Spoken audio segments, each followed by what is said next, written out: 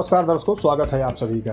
दर्शकों, कांग्रेस के प्रवक्ता पवन खेड़ा की मुसीबतें बढ़ गई हैं। पवन खेड़ा द्वारा एक अर्जी लखनऊ की जिला अदालत में दाखिल की गई थी, लेकिन वो अर्जी खारिज कर दी गई है और उनको 16 जनवरी को उपस्थित होने के लिए न्यायालय द्वारा आदेशित किया गया है। दर्शकों, मामला ये है कि कांग्रेस के प्रवक्ता पवन खेड़ा ने माननीय प्रधानमंत्री के पिता का नाम गलत तरीके से लिया था और जिसको लेकर काफ़ी विवाद भी हुआ था। और उसके बाद इनके ऊपर लखनऊ में और असम में और बनारस में कई जगह FIR भी हुई थी। तो लखनऊ में जो FIR इनके खिलाफ़ हुई थी, उसको लेकर इन्होंने एक अर्जी लखनऊ की जिला अदालत में दाखिल करी थी, जो कि माननीय न्यायालय द्वारा निरस्त कर दिया गया और उनको उपस्थित होने का आदेश किया गया है। तो आगे हम इस वीडियो में ये पूरा मामला क्या है और क्यों पवन खेड़ा के ऊपर FIR हुई है और प्रधानमंत्री के पिता का नाम क्यों इन्होंने गलत तरीके से लिया और किसके साथ जोड़ा, वो भी हम आपको इस वीडियो में बताएंगे।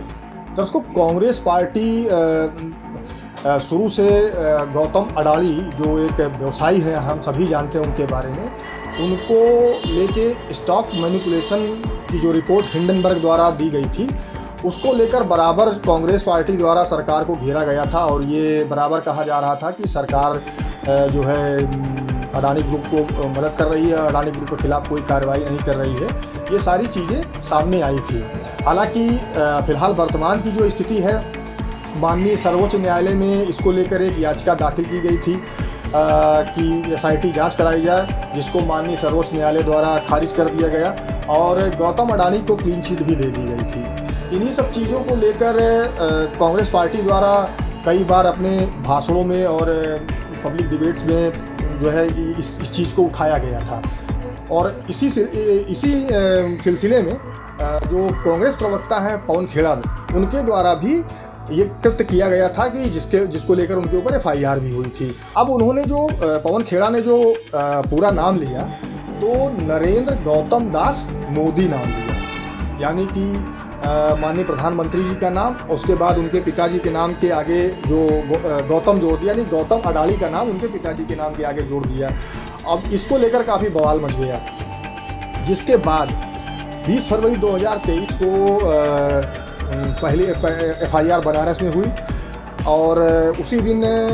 लखनऊ के हजरतगंज थाने में भी FIR की गई और आसाम में भी एक FIR पवन खेड़ा के खिलाफ हुई थी। अब इन तीनों FIR में से जो लखनऊ की FIR थी, उसमें इन्वेस्टिगेशन के बाद उसमें चार्जशीट भी दाखिल हुई और चार्जशीट दाखिल हुई, इसका मतलब कि जो पवन खेड़ा द्वारा जो वक्तव्य कहा गया था वो सही था और इससे जो जनता की भावनाएं भड़की, इन सारी चीज़ों को देखते हुए IO ने चार्जशीट दाखिल करी। चार्जशीट दाखिल होने के बाद इसमें पवन खेड़ा द्वारा डिस्चार्ज एप्लीकेशन डाली गई थी माननीय मुख्य न्यायिक मजिस्ट्रेट लखनऊ के समक्ष कि भाई हमको इसमें से डिस्चार्ज किया जाए और हमने ऐसा कोई कृत्य नहीं किया है, हमने ऐसा कुछ कहा नहीं है और जो भी सारे आरोप लगाए गए हैं झूठे हैं, जो भी उन्होंने अपने प्रार्थना पत्र में दिया होगा, वो सारी चीज़ें माननीय मजिस्ट्रेट महोदय के समक्ष उन्होंने दाखिल करी थी। अब सारी चीज़ों को देखने के बाद और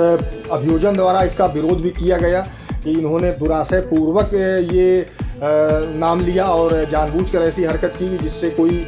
किसी की बदनामी हो जाए, इस तरह की हरकतें इन्होंने की। तो इन सारी चीज़ों को देखते हुए